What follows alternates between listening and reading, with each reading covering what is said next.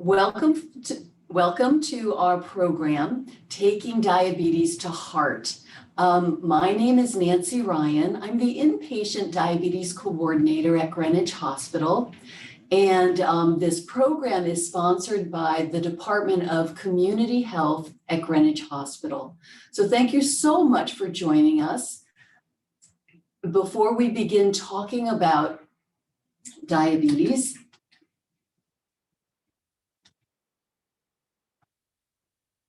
I first wanted to share with you our Yale New Haven Health System vision, mission, and values.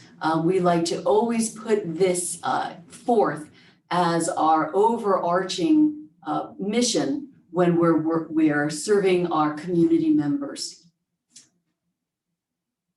So diabetes, oftentimes the American Diabetes Association talks about diabetes and the ABCs of diabetes management. And I think this helps us be mindful that diabetes is not simply monitoring and managing our blood sugars, but it actually has three major components. The A meaning A1C for blood glucose management. The B is blood pressure. So we also want to control blood pressure because frequently, if someone has diabetes, hypertension or high blood pressure is part of that as well. And then the C is cholesterol or blood lipid control.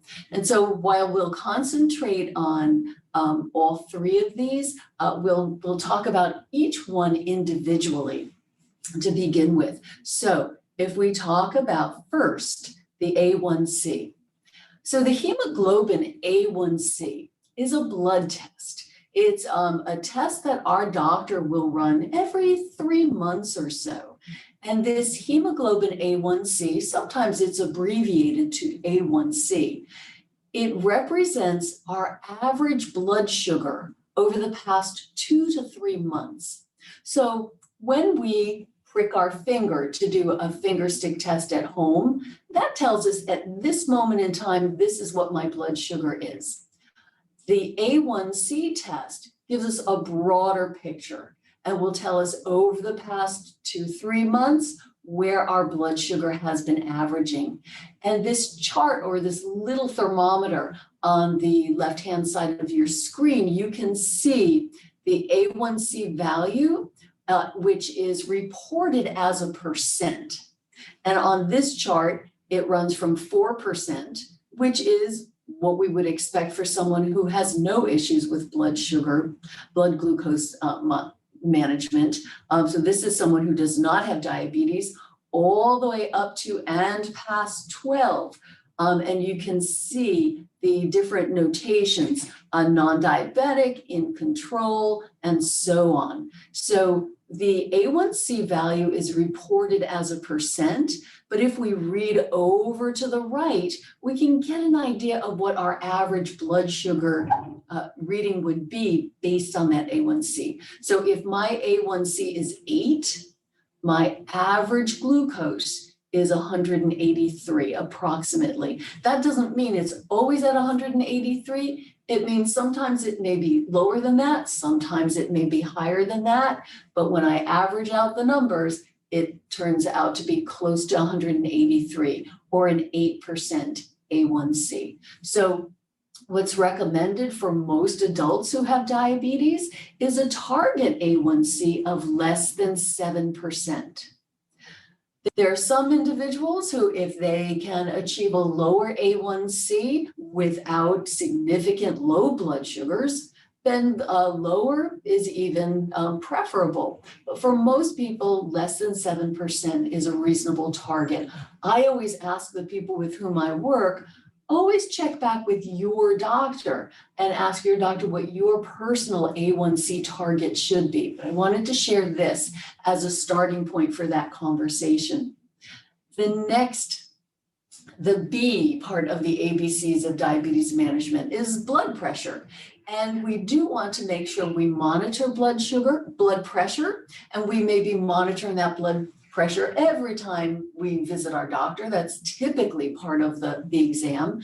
And sometimes our doctors will ask us to monitor our blood pressure at home as well.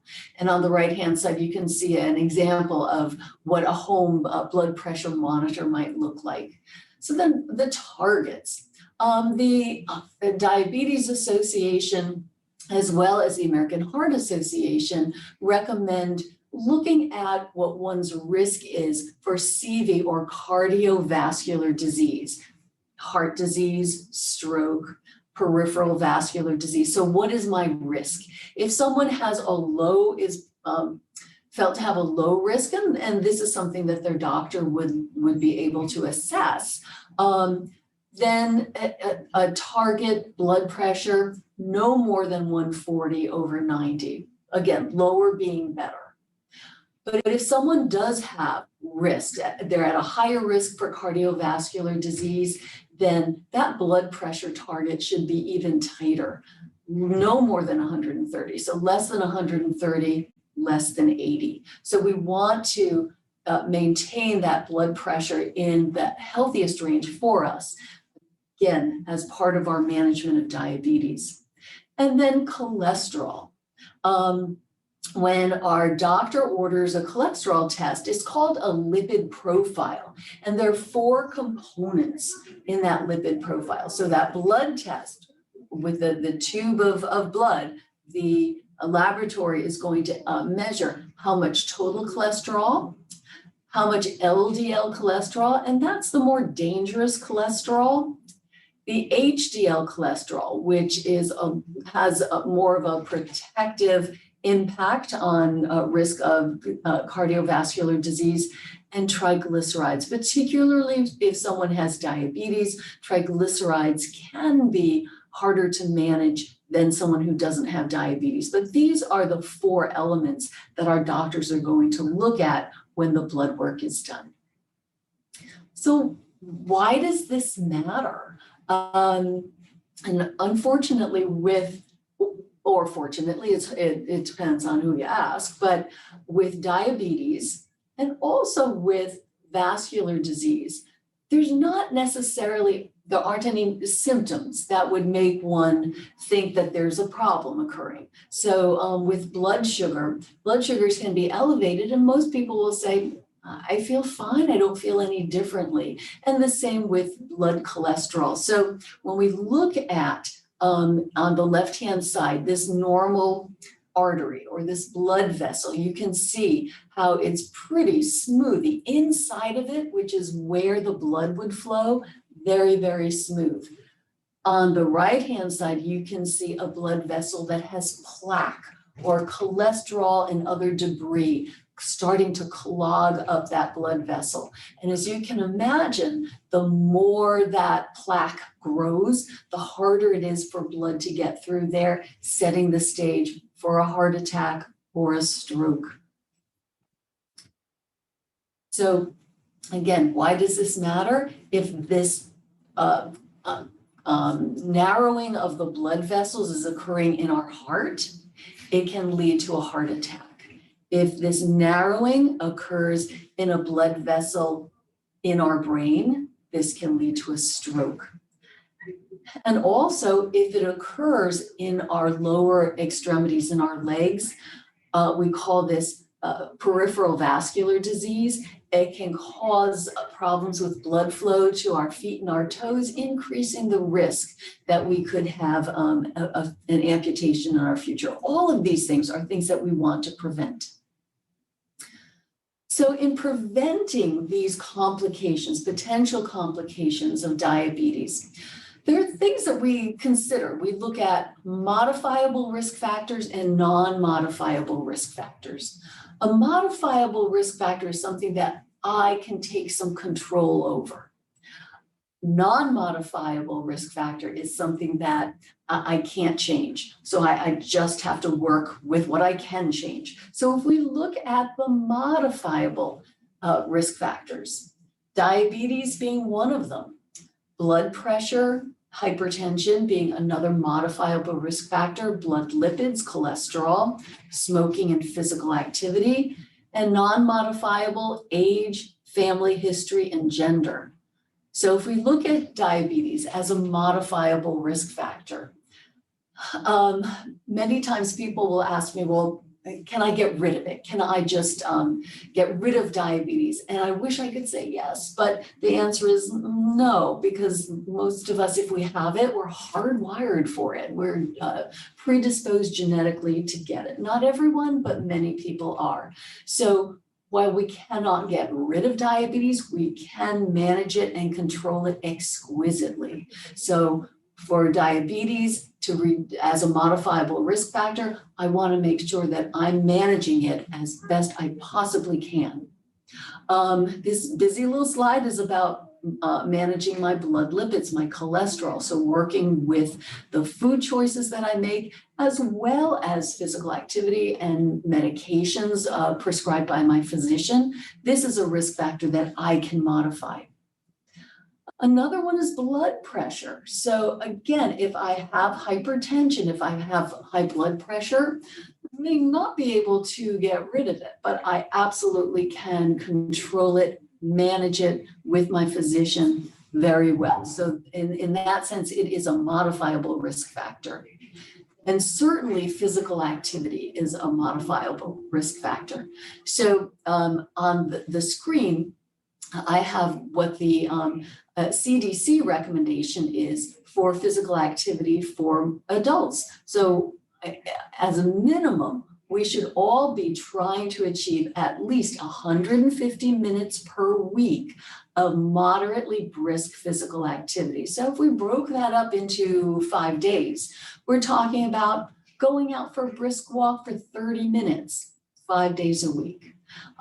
So it doesn't have to be something that's terribly difficult to achieve, but we have to plan it in and we have to get the job done. So physical activity also is a modifiable risk factor for heart disease, for stroke, when we have diabetes in particular.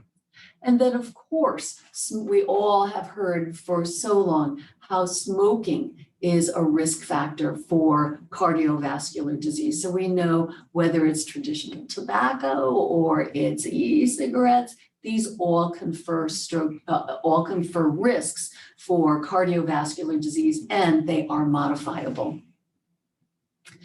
So non-modifiable risk factors. Well, I can lie about my age, I can't change it. So as the calendar goes forward, my risk of having cardiovascular disease increases. And that's something that is non-modifiable. I can't change that. Also, gender. We know that the occurrence of cardiovascular disease, heart attack, in particular, occurs at an earlier age in men on average than in women on average. But I'd like to be mindful. If you look at the age differences here, men 45 or older, women 55 or older. For women, it's postmenopausally. So after menopause, the risks of women catch up to the risks of men for cardiovascular disease. So that's an important thing for one to be mindful of. And then family history. If one has a strong family history of cardiovascular disease, then that is a non-modifiable risk factor that just we need to be mindful of. So when I talk to people who have diabetes, I like to be very mindful, and I like to share with them that diabetes management, it's more than sugar. It again is those ABCs of managing diabetes. So one of the modifiable risk factors is my diet, the foods that I choose to eat. And my feeling is food is supposed to taste good, be enjoyable, have meaning for us, but we also have to make mindful choices. We need to think about our choices. So let's talk about some of the things that we might want to talk about, might want to look at. This is a very old, I think it was the 1990s, the Time magazine cover. And I don't know if any of you remember this. You all may have been too young to remember this, but This was the time several decades ago when eggs had such a bad reputation. It was recognized that high blood cholesterol levels certainly increase the risk of cardiovascular disease. And eggs being a high source of cholesterol, they were pointed at as potential culprits for causing this. But let's look at what's been learned since then. So cholesterol. I'd like to remember that cholesterol will only come from animal products. It does not come from plant products. So it's only going to be in meat, poultry, fish, dairy. Those are the only products, foods that we eat that would contain cholesterol. Now, this is a bit of a trick question. And I know you're at a little advantage because you can't shout out the answer, but I like to ask people, looking at these two choices, this nice roast chicken versus this lovely lean roast beef on the right-hand side. If we took the skin off of that chicken, we just looked at the meat, ounce for ounce, which of these would have more cholesterol? And when I ask that question to a group of people, oftentimes people say, well, of course, it's the beef, it's the beef. And actually, ounce for ounce, they have the same amount of cholesterol. And yet, the recommendations over the years have been limit the red meat, have the poultry, have the fish. And it's not because of the cholesterol in the food. So let's take this the next step. It's really because of the saturated fat that's in these foods. So for most of us, if we eat too much cholesterol in our food, our blood cholesterol will go up a little bit. But if we eat too much saturated fat, our blood cholesterol will go skyrocketing. So it's the saturated fat that makes the difference between the poultry and the red meat. That's the key component. So saturated fats come mostly from animal products. So that's going to be the fat that's on the outside of a chop. It's going to be the fat in butter. It's going to be vegetable sources, tropical oils like cocoa butter, palm kernel oil. And these fats, these saturated fats, they tend to be solid at room temperature. So think about a stick of butter. We could put a stick of butter on our kitchen counter in July, in the heat of July, and it can sit there all day. It's still going to be in that stick form. It'll be a little softer, but it's still in a solid form. So fats that are solid at room temperature tend to be saturated fats. So these are the fats that we want to limit as much as we can. So if we're not, so this is an example of those saturated fats. So sausages, fatty deli meats, you see butter, cheese also, source of saturated fat, whole milk dairy, the bacon.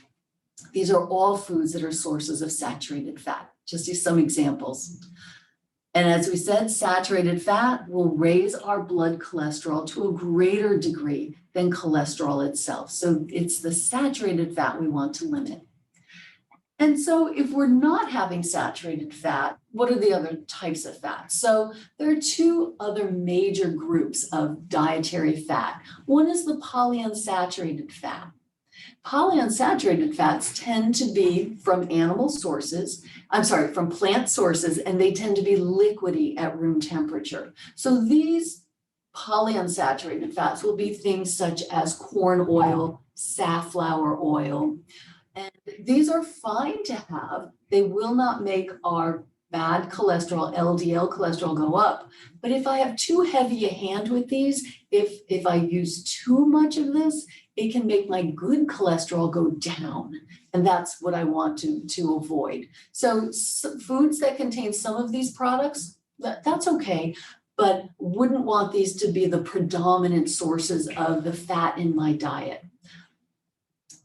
But what I would want are these monounsaturated fats. These monounsaturated fats appear to be the most healthy supportive of good cardiovascular health, as opposed to the polyunsaturated fats and also the saturated fats. So these are the types of foods that we would want to include instead of the saturates, and preferentially instead of the polyunsaturated. So it's going to be things like olive oil, canola oil, peanut oil, avocado, nuts and nut butter, so peanut butter, cashew butter, seeds, pumpkin seeds, sesame seeds.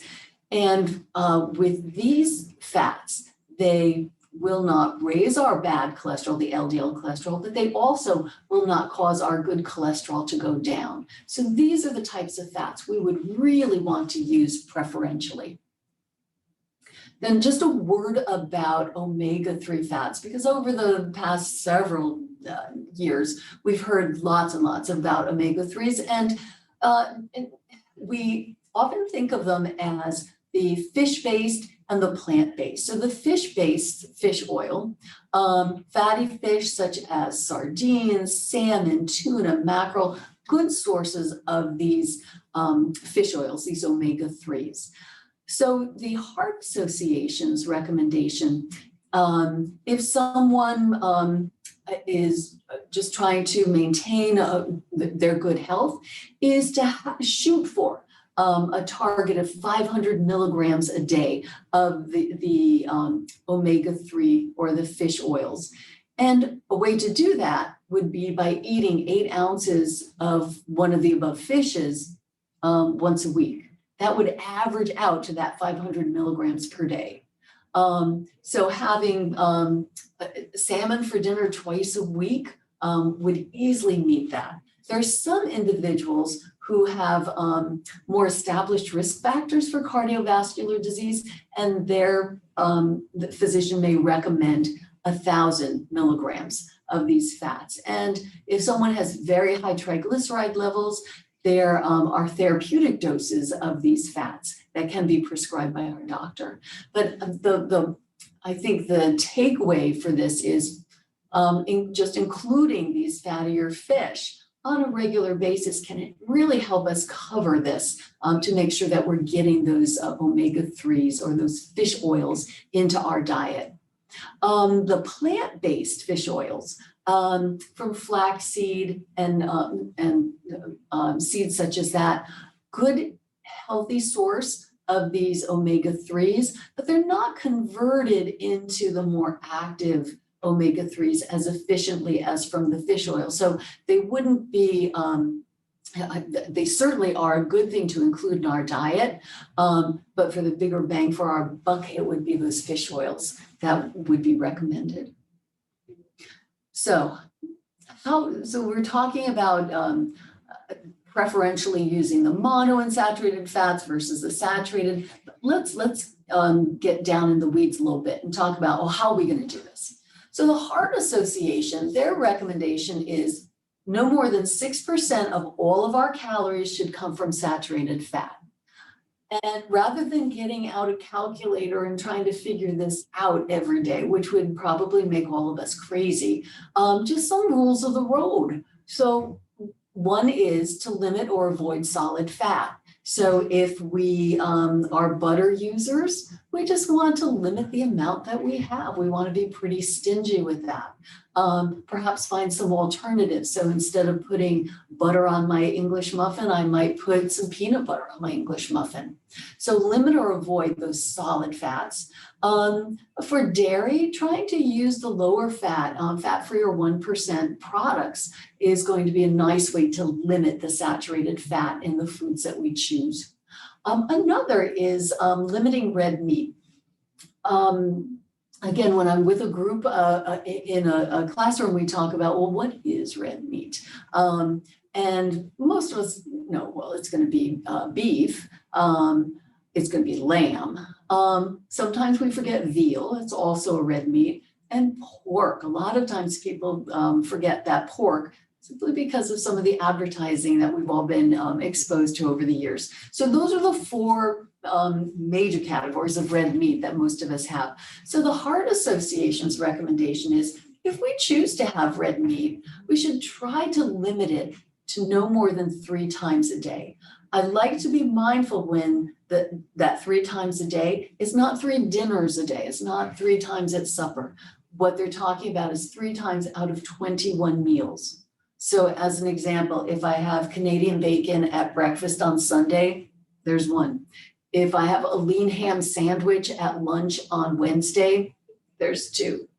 If I have filet mignon at dinner on Friday night, that's 3. So that's what is defined as 3 times a week. And again, when I've been speaking with groups of people, I can see people getting crestfallen as they think about, oh my goodness, in our house, we eat it much more often than that. So I like to be very practical. And I like to ask people, well, think about how often do you have red meat in a week's time out of 21 meals?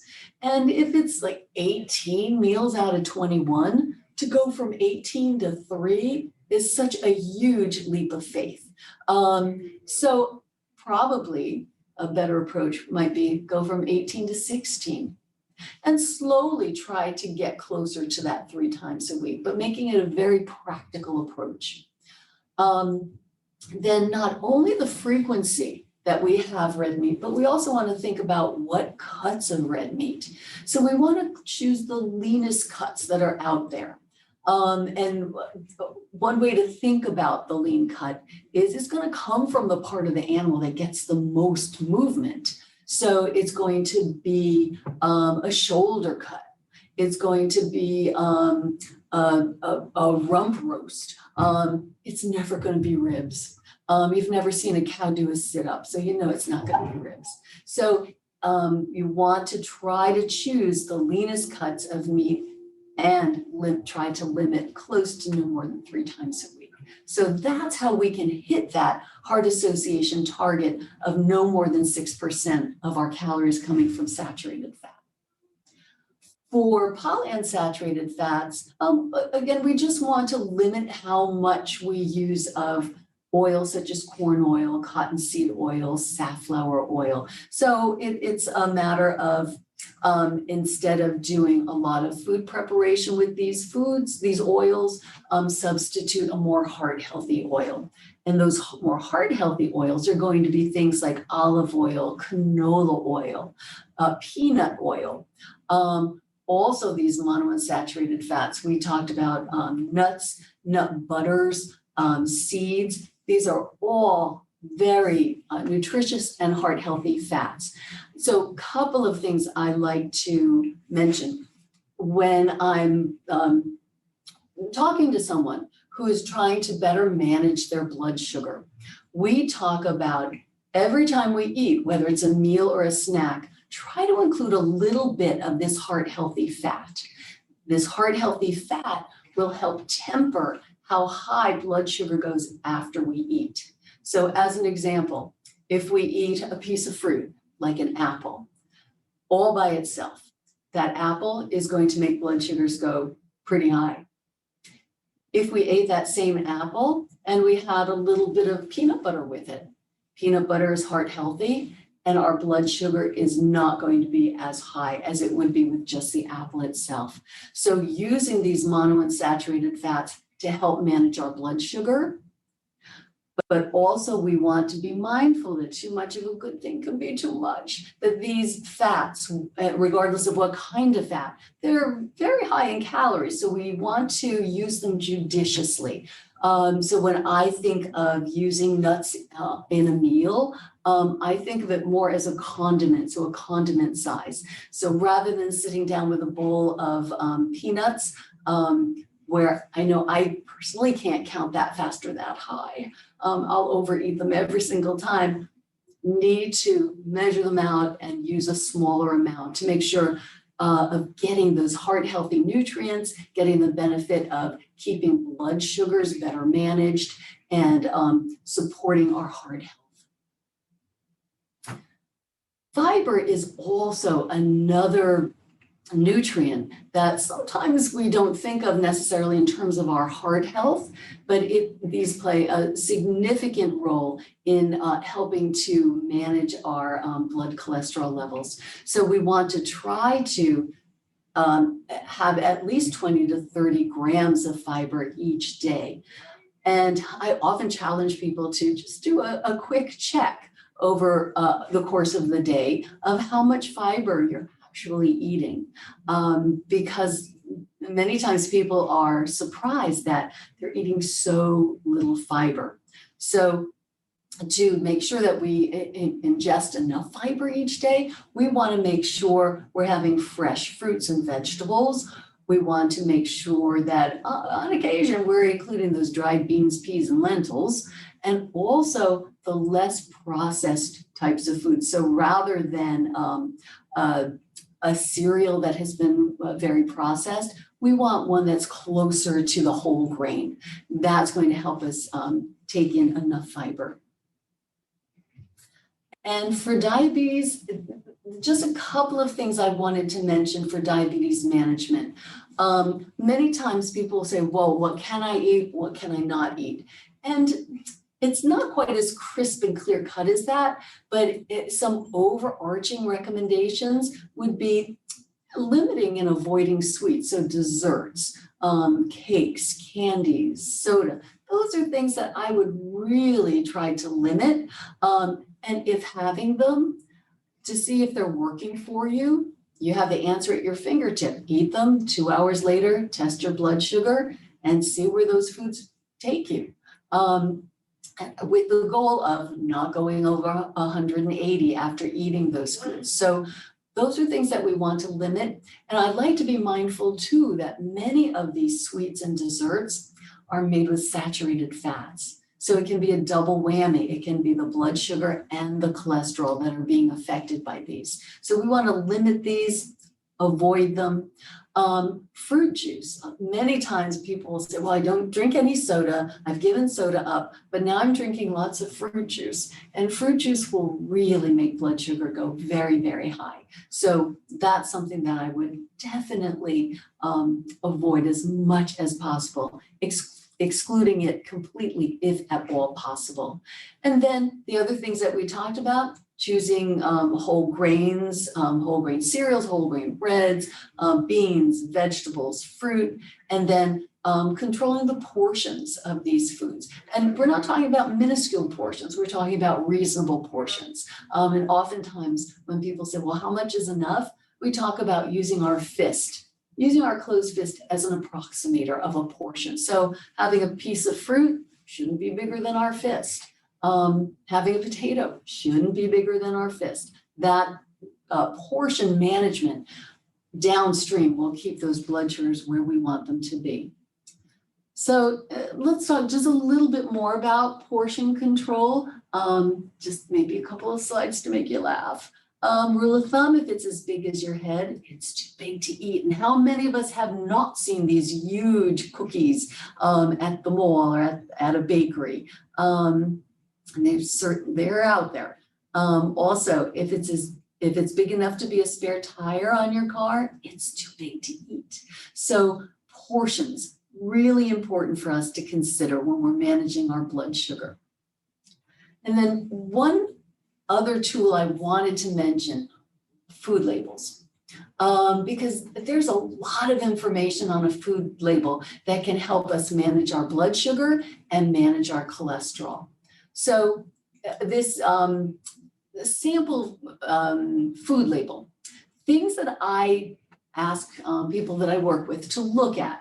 One thing would be the portion size. So the portion on this is 2/3 of a cup. Now that doesn't mean that's what I'm supposed to eat.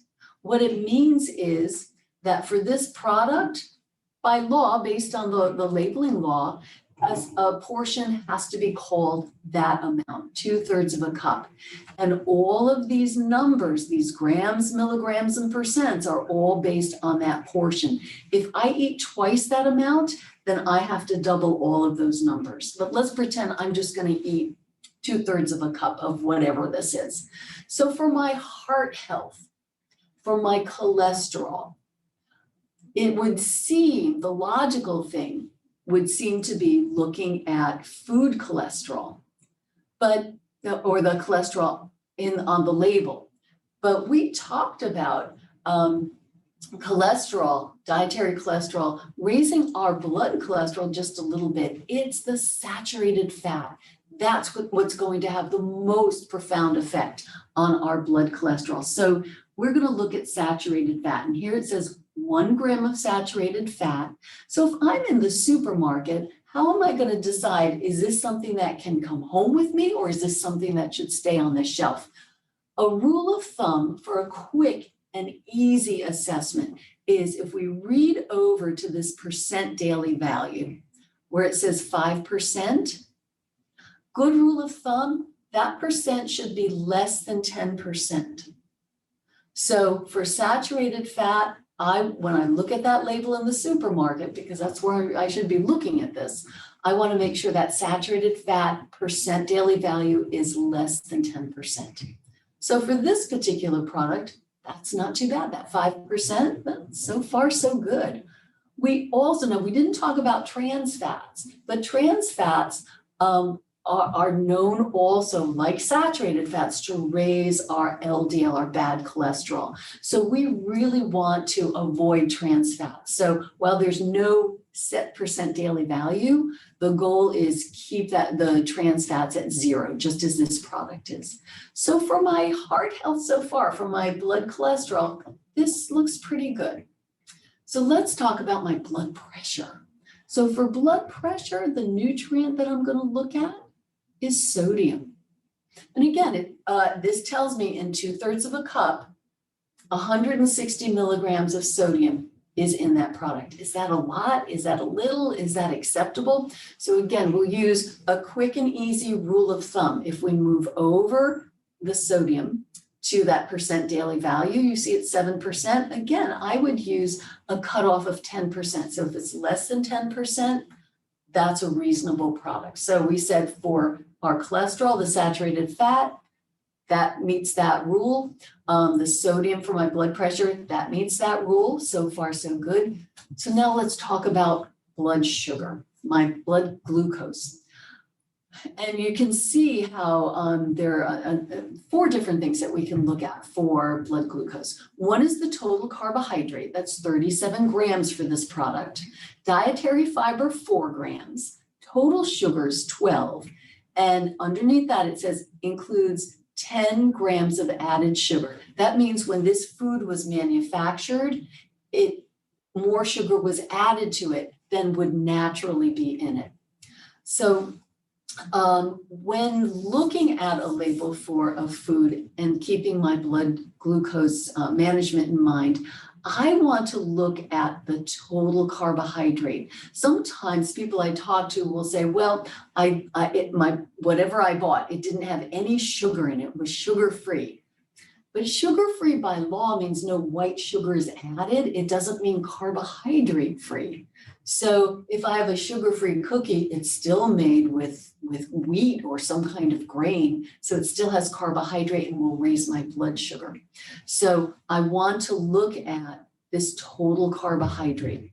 Now, this is a time where that percent daily value is not as helpful. For total carbohydrate, that percent daily value doesn't help us too much. But to a benchmark, a way to interpret, is 37 a lot? Is to think about a slice of traditional bread. One slice of traditional bread has 15 grams of carbohydrate. So for every 15 grams of carbohydrate in a product, it will be like eating a slice of bread. So if we look at this product with 37 grams, it would be equivalent to eating 2 slices of bread and then a little nibble. So 2 slices of bread. So if I'm having that as my meal, that's very reasonable. It would be similar to having a sandwich with 2 slices of bread. That's very reasonable. For the sugars, with that 12 grams of sugar and the 10 grams of added sugar, good rule of thumb, no more than 5. We would really want to try to keep that added sugar less than 5. Sometimes you'll see total sugars, it'll say 12 and there are no added sugars. That's because it's a food, probably something like a fruit or a food that contains fruit. and the sugar is from the natural product, or you might see it in a yogurt or a milk product, because those are foods that naturally contain some carbohydrate. It's when we see that added sugars that we need to pay a little bit more attention. That's a product that's been sweetened. So for our heart health, our diabetes management, we looked at saturated fat, trans fat, the sodium for our blood pressure, and the carbohydrate. And I realize that if we look at every single label on every food that we pick up in the supermarket, it'll probably take us 10 hours to shop. And I don't know about you, but I don't like to be in the grocery store that long. So a practical suggestion is every time we go for a shop, choose one type of food to look at the labels. So as an example, if I'm buying cereal, I might look at 3 or 4 boxes of cereals that look like something that our family would like to eat. And I can quickly compare the labels on those boxes and decide which ones fit the bill and which ones should stay. And then the next week, it might be looking at soups. And the next week, it might be looking at breads. But over time, my cupboards, my refrigerator has the foods that are going to be the most supportive of my health goals. So making those changes gradually can be a more practical way to approach this. But I think if we know how to crack the code on these food labels, there's a lot of information that is helpful. So just a quick summary. Managing our blood sugar, managing our diabetes, we think of the A1Cs. The A1C is A, B, blood pressure, C, cholesterol. It's all 3 of these things. Modifiable risk factors, we need to think about what we can change and then put together a plan how we're going to change that and make it very practical and be patient because change takes time. And to support our efforts to make change. At Greenwich Hospital, we have diabetes education programs. So we have an American Diabetes Association recognized education program at the main hospital, as well as at the Center for Behavioral and Nutritional Health. And for someone who has diabetes, whether we've had it for 2 days or 2 decades, it can be so helpful to visit with our diabetes care and education specialist there to talk about our goals, what's working for us, what might need some fine tuning, and get some ideas going together on how we can fine tune and improve our outcomes. Also, medical nutrition therapy is available at the Center for Behavioral and Nutritional Health. So sometimes we have questions about how do I change my food choices? What are going to be more helpful or supportive food choices? This is a wonderful resource to be able to ask those questions and get them answered in a very personal way. And in the hospital itself, we have our diabetes program for people who are here during an admission. We try to help them on their journey so that when they get home, they have more tools to help them manage their diabetes and their heart health. So I just leaving, last thing is my contact information. So after this, if you have questions, feel free to either call me or send me an email. I'd be happy to have a chat. And I'm going to see right now if we have any questions. And if you would like to submit any questions, you can go into the chat area in Zoom and we can address those questions.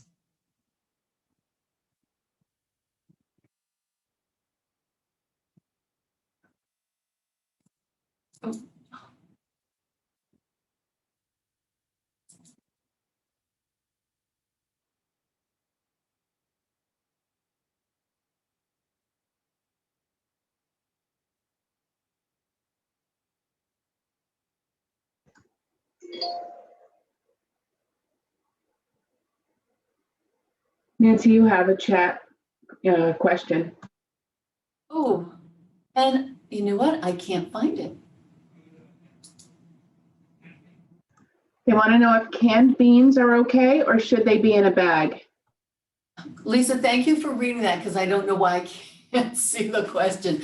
And that's a great question. So with canned beans, oftentimes canned foods, beans, vegetables, they tend to be canned in a brine. So if I can get canned beans, and I know we can because I get them, that are canned and they're not in a brine, they don't have salt added, that's going to be a fine thing to have.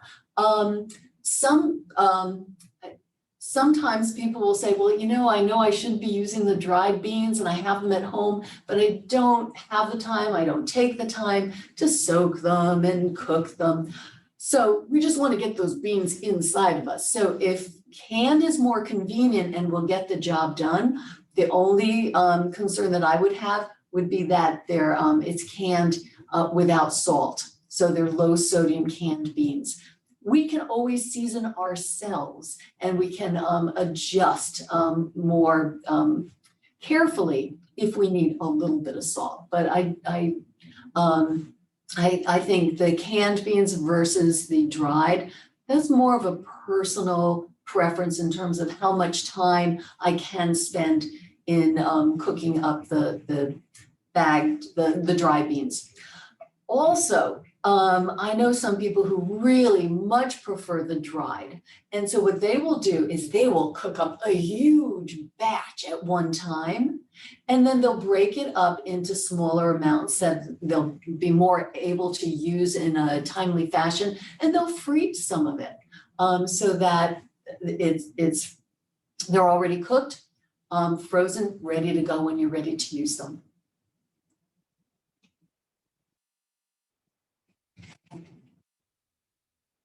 Any other questions? Will you talk about using mayonnaise?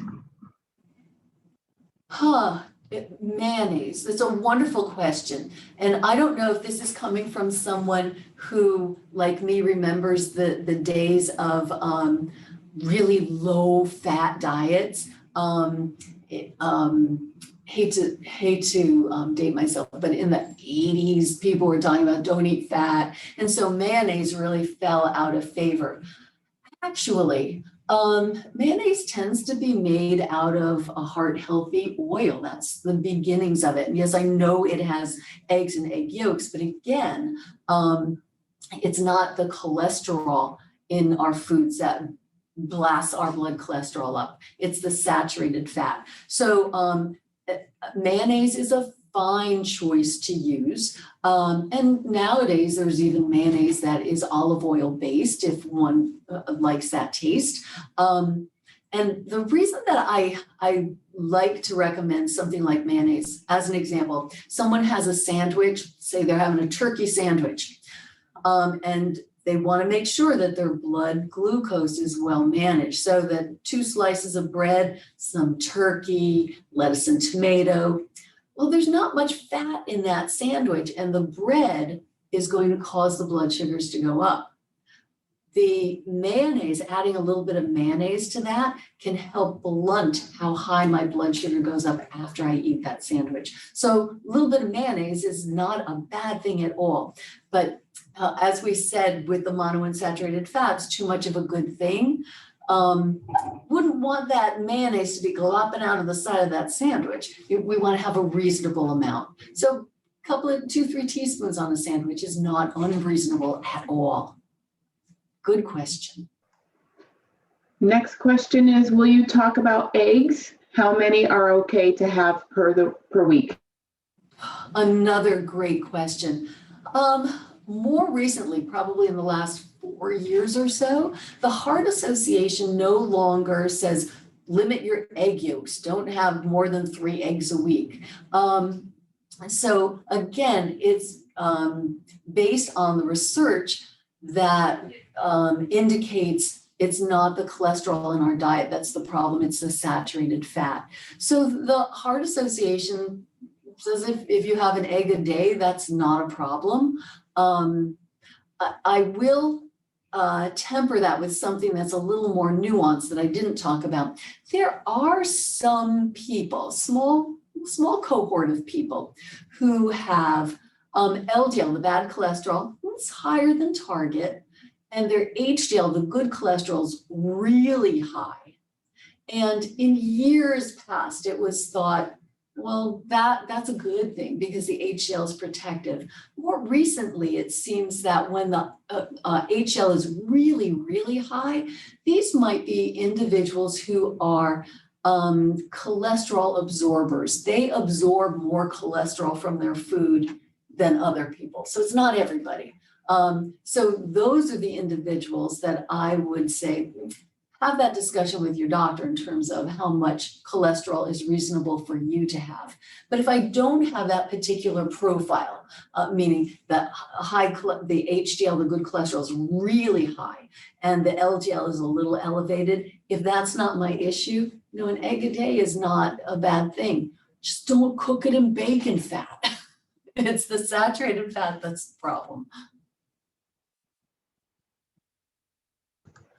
Are cashews a good nut? Yes, that's a great question. Any nut is a very reasonable nut. So cashews, walnuts, almonds, peanuts, they're all very reasonable nuts to have. Things that I like to be mindful, better to have them unsalted. And also it's the portion. So again, as I mentioned earlier, maybe it's just me sitting down with a bowl of nuts, they go down too easily. So in using and eating nuts, I want to make sure that it is a measured amount, a reasonable amount. So my recommendation in general would be, if it's a snack of nuts and just nuts, I would measure out no more than 1/4 cup. And when I think of 1/4 cup, it's pretty little, and it's flat on top. It's not a mounded 1/4 cup, which then becomes 1/2 cup. It's 1/4 cup. I think of nuts, again, more as condiments. So I'm going to sprinkle some in my oatmeal. I'm going to sprinkle some in my vegetables, mix a little bit into my rice. So that's more how that the nuts can play a good role in managing blood sugars as well as supporting heart health.